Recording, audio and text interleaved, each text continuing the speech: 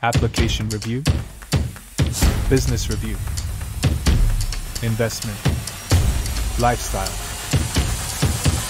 social politic.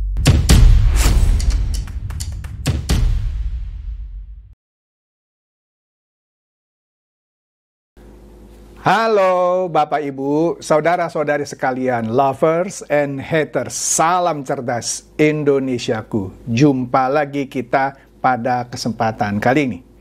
Bagi Anda yang belum subscribe channel saya, silakan subscribe channel saya, tekan loncengnya agar Anda dapat notifikasi setiap kali saya mengupload video-video saya. Oke, pada kesempatan kali ini saya akan membahas keseruan Pilkada Jakarta yang akan datang. Nanti juga saya akan bahas keseruan pilkada misalnya Sumatera Utara, Jawa Timur, dan lain-lain. Oke, pertama-tama yang ingin saya komentari dari pilkada yang akan dilakukan serentak kali ini adalah suatu, sebut saja fenomena yang agak berbeda dengan Pilpres. Apa yang saya maksud? Begini loh. Kalau Anda ingat, pada Pilpres yang lalu, yang dimunculkan pertama kali adalah figur-figur capres. Misalnya, Ganjar, kemudian Prabowo, kemudian Anies Baswedan. Ya. Jadi yang dimunculkan pertama kali tokoh-tokoh yang namanya capres ini. Kemudian baru dicari siapa cawapresnya. Misalnya di 01 atau Anies, yang mana awal mulanya sepertinya AHY akan jadi cawapresnya, tiba-tiba gagal total karena Caimin yang sepertinya waktu itu digadang-gadang menjadi cawapresnya Prabowo nyebrang ke 01 sekaligus jadi cawapresnya Anies. Akhirnya Demokrat pun mutung lah istilahnya ya pastilah ya pindah ke 02. Nah, begitu juga di 02. Karena Caimin loncat ke 01, nah, di situ terjadi keseruan mencari siapa cawapres yang cocok. Nggak mudah kan waktu itu, sampai akhirnya kita tahu muncul nama Gibran. Begitu juga di 03 yang awalnya firm bahwa capresnya adalah Ganjar. Ya kan, karena PDIP sendirian saja boleh mengusung capres dan cawapres. Kemudian calon-calon yang awalnya disebut sebagai kandidat yang mumpuni lah sebut saja untuk mendampingi Ganjar, ada Erick Thohir, ada siapa itu Sandiaga Uno gitu ya. Tiba-tiba kuda hitam muncul, Mahfud MD yang mendampingi Ganjar. Itu yang terjadi di Pilpres yang lalu. Tetapi di Pilkada kali ini lain. Lainnya bagaimana? Oke lah. Kita bahas dulu sekilas ya, sudah pernah saya bahas di konten saya sebelumnya, yaitu PKS yang tiba-tiba mendeklarasikan Anies dan siapa itu? Sohibul Iman, kadernya PKS. Anies sebagai cagup, Sohibul Iman sebagai cawagupnya. Yang mana sebelumnya juga di awal bulan Juli ini ada berita PKS bilang Pak Jokowi nyodor-nyodori nama Kaesang untuk Pilkada DKI Jakarta, yang juga akhirnya dibantah oleh Kaesang yang mengatakan PKS tunggibul. Pak Jokowi nggak pernah katanya nyodor-nyodorin nama Kaesang ke partai manapun. Oke deh, itu biarin urusan antara Kaesang dengan PKS ya. Oke. Nah, sekarang ini tiba-tiba Pilkada Jakarta dikejutkan lagi oleh deklarasi Golkar, di mana Kaesang digadang-gadang sebagai cagupnya dan Yusuf Hamka sebagai cawagupnya. Nah, sebelum saya bahas mengenai Kaesang dan Yusuf Hamka, sekilas lagi deh saya bahas mengenai Anies yang dipasangkan dengan kader PKS ya. Sohibul Iman yang mendapatkan kritikan banyak partai yang dulunya tergabung di koalisi 01. Misalnya PKB. PKB juga Nasdem gitu ya. Mereka bilang apa? Ini seru nih ya. Ya. Mereka bilang Anies itu identik dengan PKS. Kalau mencalonkan Anies dengan Sohibul Iman, itu sama aja dua-duanya orang PKS, kira-kira begitu. Nasdem pun kurang lebih sama. Nah, PDIP yang sebelumnya juga melirik Anies pasti keberatan kalau Sohibul Iman yang menjadi cawagupnya Anies. Jadi, menurut saya, deklarasi PKS ini ya membuat Anies di posisi gamang. Maksudnya apa? Karena begini loh. PKS sendiri beda dengan PDIP ya waktu Pilpres ya. Ya, dia sendirian karena jumlah kursinya di DPR itu memenuhi untuk mencalonkan capres dan cawapres. Tidak demikian halnya dengan PKS yang dengan jumlah kursinya itu tidak cukup untuk mencalonkan sendiri cagup dan cawagup. Dia butuh koalisi minimum satu partai. Artinya, kalau tidak ada partai yang mendukung pasangan ini, gagal itu Anies menjadi cagup DKI Jakarta. Bukan DKI, sorry ya, sebut saja cagup Jakarta, karena nanti ibu kota pindah. Nah, misalnya kalau mau berkoalisi dengan PDIP, pastilah PDIP menyodorkan kadernya untuk mendampingi Anies. Mental itu calon dari PKS. Kalau PKS ngotot mencalonkan Anies dengan kadernya, nggak jadi PDIP masuk. Sama halnya dengan PKB yang mungkin tidak mau masuk kalau ngotot PKS mencalonkan kadernya sebagai cawagupnya Anies. Maka dari itu timbul kesepakatan, ya udah nanti biar saja Anies yang menentukan siapa cawagupnya. Oke lah. Ya tentu saja kalau Anies tetap saja memilih kader PKS sebagai cawagupnya, ya mundur lagi lah itu PDIP, PKB, Nasdem. Oke? Nah, sekarang kita lihat nih, baru kita ngomong. Keputusan Golkar, bukan keputusannya, deklarasi lah saya sebut ya, baru-baru ini dari Golkar yang memasangkan Kaisang sebagai cagup DKI, Yusuf Hamka sebagai cawagupnya. Kalau saya lihat ini hampir mirip-mirip gitu ya, dengan PKS yang belum apa-apa mencalonkan pasangan gitu ya. Beda kalau PKS cuman mencalonkan Anies sebagai cagup. Nah, dia kumpulin partai-partai berembuk mencari cawagupnya. Begitu juga Golkar kali ini. Ini agak mirip saya bilang ya. Harusnya kalau dia tertarik dengan Kaisang, ya sah-sah aja gitu ya. Dia sebutkan aja cagup DKI Kaisang. Nah, yuk kita cari siapa cawagupnya menurut saya loh ya. Supaya jangan terjebak seperti halnya Anies dan Sohibul Iman. Nah, oke deh, kita lanjut dulu nih ya.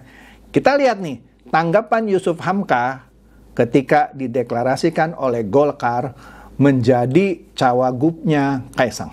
Di sini menurut CNBC, Yusuf Hamka bilang dia siap dampingi Kaisang di Pilgub, bukan DKI lagi nih, salah nih CNBC. Pilgub Jakarta aja lah, karena Jakarta nanti tidak lagi jadi ibu kota. Ya, tapi mungkin waktu Pilgub ini dilakukan, ibu kota mungkin masih di Jakarta ya. Nah, oke lah, kita bilang Pilgub Jakarta aja ya. Nah, di sini ini menariknya. Yusuf Hamka ternyata tidak menolak, walaupun sebelumnya dia sempat bingung ya. Nah, tapi di sini dia akan mengikuti katanya keputusan Ketua Umum Partai Erlangga Hartarto ya, yang menyodorkan namanya. Ya, dia bilang siap nggak siap ya tergantung perintah partai ya. Nah, menariknya lagi, banyak dibicarakan orang, termasuk saya. Karena begini loh, Pak Yusuf Hamka ini adalah senior saya, sama-sama kita alumni Penabur ya. Pak Yusuf Hamka, dia dulu sekolah di Penabur ya, sekolah Kristen lah ya. Tapi dia terakhir diangkat anak oleh Buya Hamka almarhum. Kemudian dia menjadi mualaf. Dia seorang Tionghoa. Ya. Nama aslinya Zhao Alun atau disebut di sekolah juga Alun Yosef, ya. Nah, kemudian setelah dia jadi mualaf, namanya ganti jadi Yusuf Hamka. Jadi Yusuf Hamka ini adalah seorang Tionghoa yang beragama Islam. Menariknya, yang saya suka dari Yusuf Hamka ini adalah, ya Anda boleh nggak setuju ya, menurut saya dia seorang yang dermawan. Dia terkenal dengan program nasi kuning, bagi-bagi nasi kuning pada hari tertentu, dan diikuti oleh beberapa organisasi lah di beberapa kota, gitu ya. Dia juga pengusaha yang sukses, gitu ya. Dia itu beda dengan, ya sebut saja, tokoh-tokoh Islam garis keras, gitu ya. Dia tokoh Islam yang moderat, yang kalau saya lihat dia banyak merangkul, bukan banyak merangkul ya, memang merangkul beberapa pihak ya. Sebut saja dia tidak membedakan orang dari segi agama atau memperlakukan orang dari ras, keturunan dan lain-lain. Oke? Nah, dia juga tidak alergi gitu kalau saya lihat dia dengan orang-orang beragama Kristen. Ya, saya temannya yang agama Kristen, ya kita tetap berteman walaupun berbeda agama. Dan kebetulan kita sama-sama orang Tionghoa. Nah, ini yang saya suka dari Yusuf Hamka. Oke. Nah, tapi kembali lagi dulu deh ya ke bahasan saya nih. Nah, jadi di sini Pak Yusuf Hamka bilang dia siap dampingi Kaisang. Nah, ketika dia ditanya sama wartawan, karena saya juga pertama kali kaget juga. Pak Yusuf Hamka secara usia jauh lebih senior dari Kaisang. Mohon maaf juga, Pak Yusuf Hamka secara pengalaman manajemen ya jauh lebih banyak gitu ketimbang Kaisang. Kok saya bingung juga sebenarnya ya. Kok mau Pak Yusuf Hamka ini atau Baba Alun disebutnya ya. Nah, Baba Alun ini juga banyak mendirikan masjid-masjid ya. Kalau Anda lihat beberapa tol baru itu suka ada masjid bergaya arsitektur Tionghoa, itu dibangun oleh Baba Alun ini. Nah, saya bingung pertama kali. Dan ketika dia ditanya, kenapa Bapak mau? Padahal kira-kira Kaisang kan lebih muda dari Bapak. Dia bilang, itu Uri Handayani. Kira-kira yang lebih tua itu mendorong dari belakang. Oh, pinter juga ya Pak Yusuf Hamka ini. Oke deh. Nah, jadi intinya dia sudah menyiapkan suatu jargon atau tagline yang namanya Kabah. K-nya itu Kaisang, Bah-nya Babah. Dari Baba Alun, Kabah. Wih. Yusuf Hamka ini termasuk salah satu pengurus PBNU dia. Kalau saya tidak salah ya, kalau dia belum ganti, dia salah satu bendahara PBNU. Oke? Nah, jadi dia apa ya? Ini menarik. Kalau sampai jadi, ini suatu hal yang menarik. Nah, kemudian dikatakannya lagi, apakah Anda siap? Ya, kalau ketua umum bilang maju, ya saya maju gitu ya. Dan Erlangga katanya di sini beralasan menyodorkan Yusuf Hamka karena ada tantangan besar di Jakarta terkait infrastruktur katanya. Dan kebetulan Yusuf Hamka adalah pengusaha yang sukses di bidang infrastruktur, khususnya jalan tol. Ya. Dan kalau saya lihat, kalau sampai Yusuf Hamka jadi cawagup, saya tidak melihat dia punya motivasi untuk memperkaya diri. Orang dia sudah kaya kok, gitu ya. Waduh. Oke deh. Nah, itu sekilas mengenai pencalonan, bukan pencalonan yang baru deklarasi kan, karena belum ada partai-partai yang mendukung ya. Yang seperti saya bilang, harus ada beberapa partai yang mendukung, karena Golkar sendirian juga nggak bisa. Oke? Nah, kemudian beberapa pengamat menilai Golkar ini dinilai ceroboh dorong duet Kaisang dan Yusuf Hamka di Jakarta. Saya sepertinya agak setuju. Walaupun, mohon maaf, Pak Yusuf Hamka ini sahabat saya, senior saya. Tapi kalau dilihat dari sisi keputusan Golkar, ini mirip-mirip seperti keputusan PKS yang belum apa-apa sudah mendeklarasikan Anies dan Sohibul Iman. Lah, bagaimana kalau misalnya partai-partai temannya Golkar di 02, misalnya Gerindra, PAN, siapa lagi itu ya, Demokrat ya, tidak mendukung inisiatif ini. Ya nggak maju juga. Ya kan? Kemudian analis juga bilang, lah bukannya Pak Yusuf Hamka tuh lebih senior, ya pengalamannya lebih banyak. Harusnya kira-kira gitu ya, jadinya cagup dong. Nah itu kan menurut beberapa analis. Oke?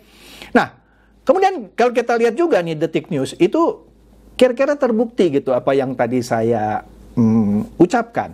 Di sini Detik News bilang, Nasdem berpendapat ini soal wacana Golkar tadi yang mau menduetkan Kaisang dan Yusuf Hamka.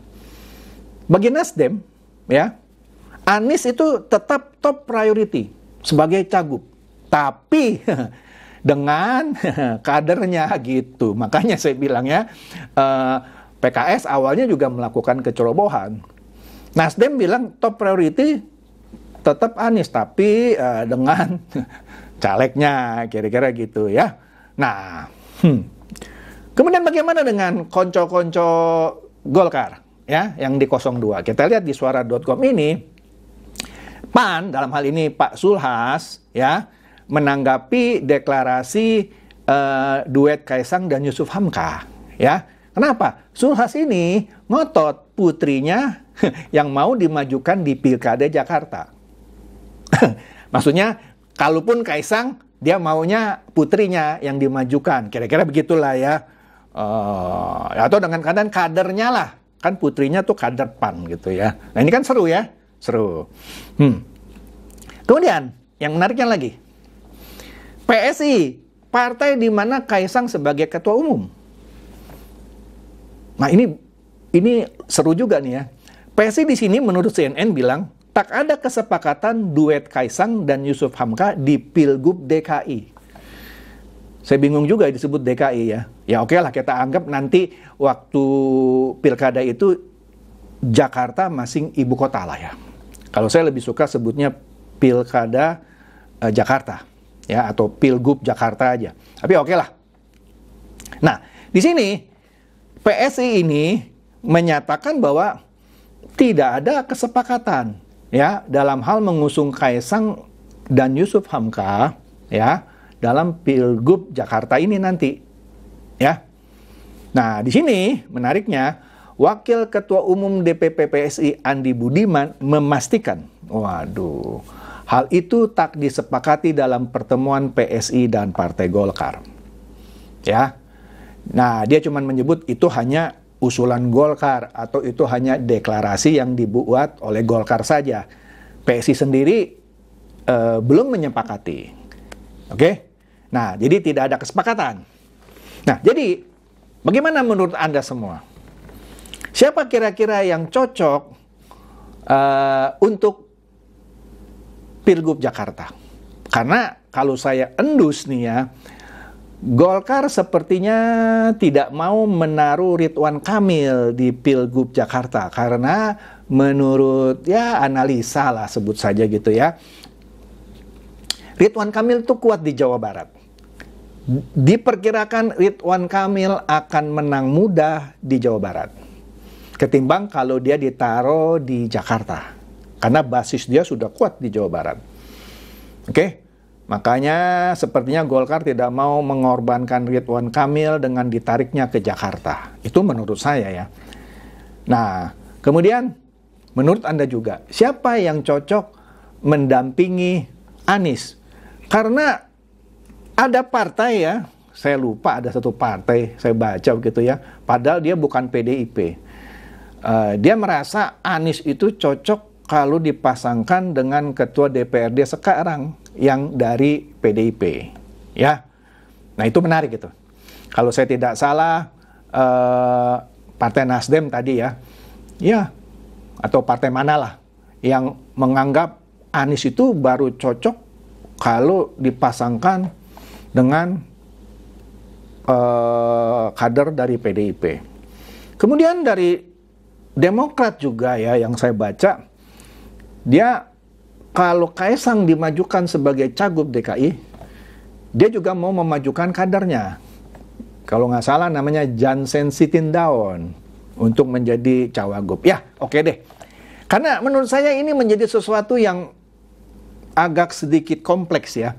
Kalau dulu di Pilpres itu gampang. Survei elektabilitas cuman mencari capres mana yang paling kuat atau paling tinggi elektabilitasnya dan mana cawagup yang paling tinggi elektabilitasnya. Beda sekarang dengan pilkada di sekian provinsi, 30 lebih gitu ya, yang secara serentak, belum lagi di tingkat di bawah provinsi seperti wali kota, dan itu waduh, yang namanya surveinya itu kompleks gitu ya, butuh biaya yang jauh lebih tinggi dari, menurut saya loh ya, dari survei capres cawapres, ya kan? Malah sampai sekarang saya belum melihat survei-survei, ada sih sekilas katanya ada survei di beberapa provinsi, tapi belum di 30 lebih ya. Jadi memang agak sulit sekarang partai-partai dalam memasangkan gitu ya calon-calonnya ya. Maka dari itu saya mungkin setuju juga dengan pendapat orang bahwa PKS tuh belum tentu ceroboh ketika dia memasangkan Anies dan kadernya. Begitu juga Golkar, belum tentu dia ceroboh memasangkan Kaisang dengan kadernya Pak Yusuf Hamka. Beberapa analis mengatakan mereka hanya mengecek ombak. Keren ya, mengecek ombak. Bagaimana tanggapannya? Waduh, karena belum ada hasil survei ya, maka mereka melakukan yang namanya cek ombak. Oke aja sih ya, nggak ada yang ngelarang. Tapi ini menurut saya akan menjadi sesuatu yang seru. Oke, silakan komen di kolom komentar saya. Yang seperti yang saya tanya tadi, siapa yang kira-kira cocok menjadi cagup dan cawagup khususnya di Pilkada Jakarta. Demikian saja dari saya, semoga ini mencerdaskan dan mencerahkan Anda semua. Silakan share video saya ini kepada teman-teman, sahabat, atau kerabat supaya mereka tambah cerdas dan tercerahkan. Seperti biasa, terima kasih.